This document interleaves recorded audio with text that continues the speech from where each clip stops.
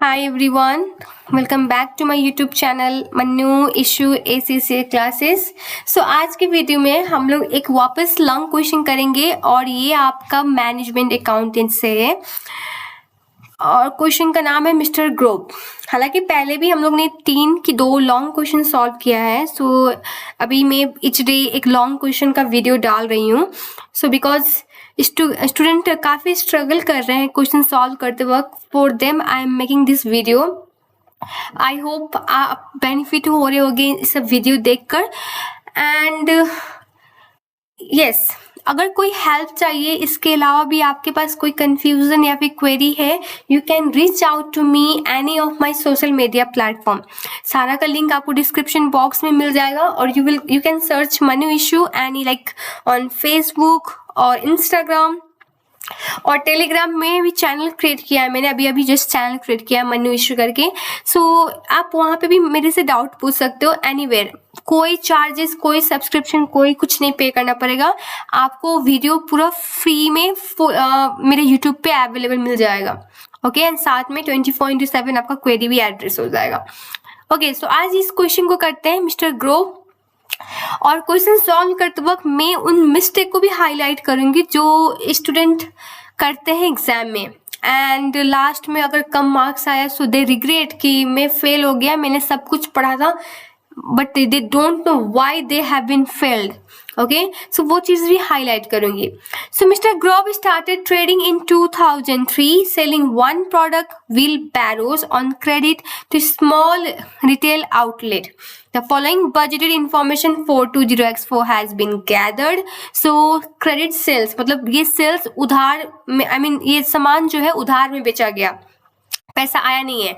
और ये budgeted information है फॉर द मंथ ऑफ जनवरी, फरवरी और मार्च। ठीक है, receivable has recently been settling their डेब्ट 50% the month following the sales and 50% 2 months after sales.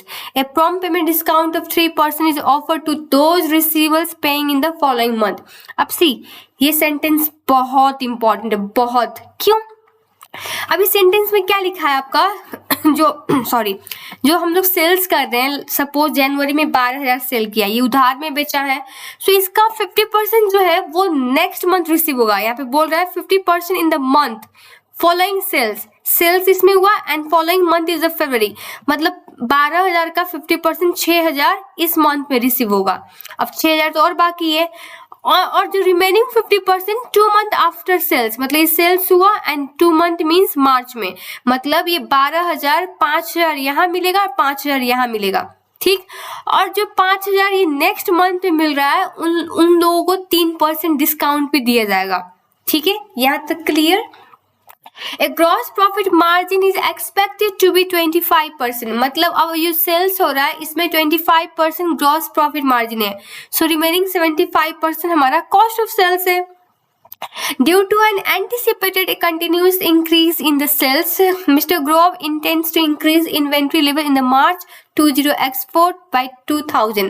अब जो सेल्स देखोगे इंक्रीज हो रहा है हर एक महीना। If you look at this trend, यहाँ पे इंक्रीज हो रहा है हर एक महीना।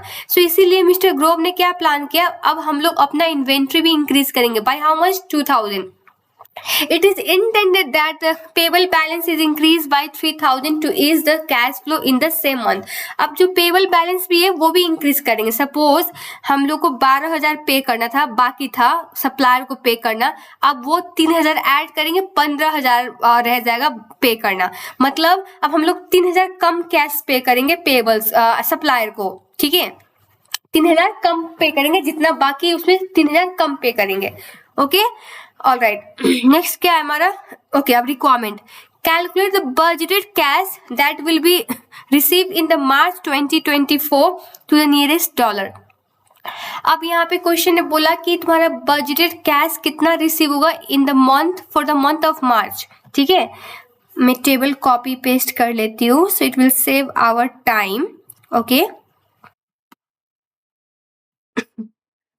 तो मैंने यहाँ पे मैंने यहाँ पे टेबल कॉपी पेस्ट कर लिया है and the credit sales they have provided for the January 12,000, 15,000 and 21,000 मैंने लिख लिया है।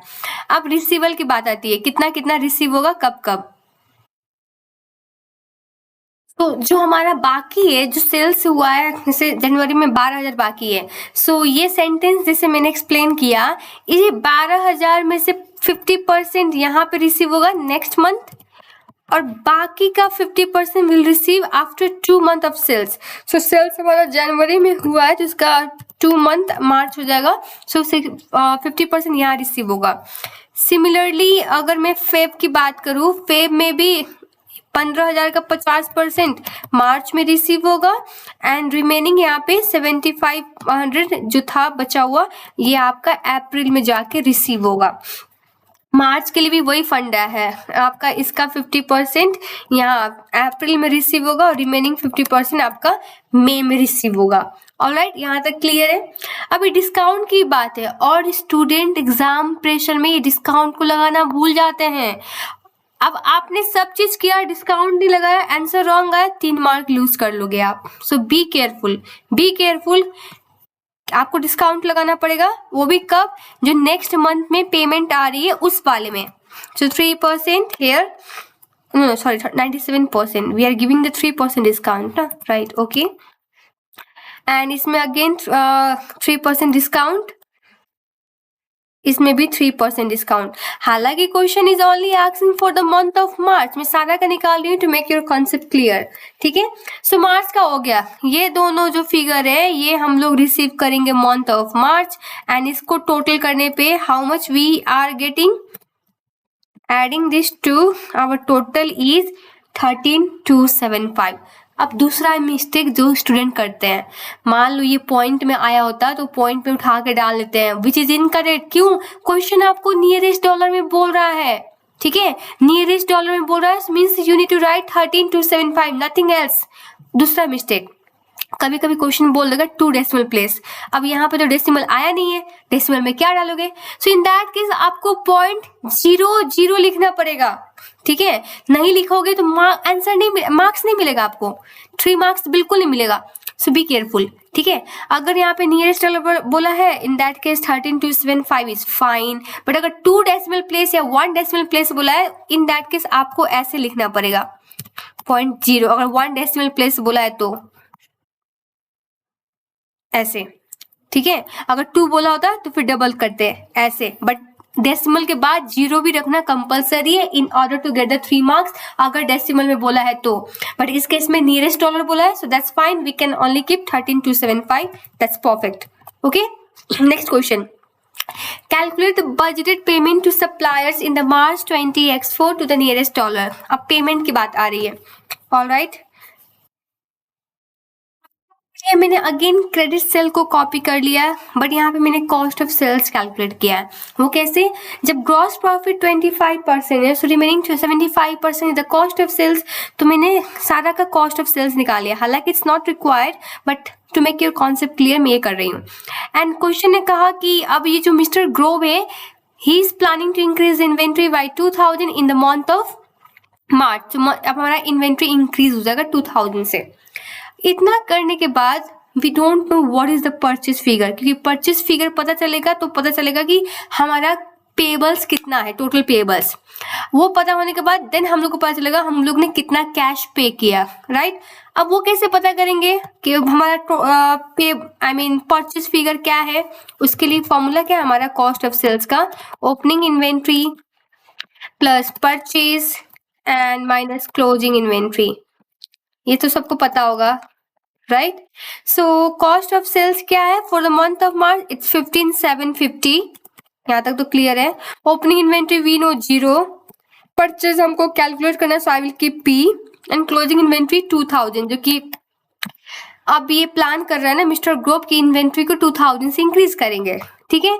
अब यहाँ से P का वैल्यू कैलकुलेट कर लो। कैसे कैलकुलेट करेंगे? इट्स 15,750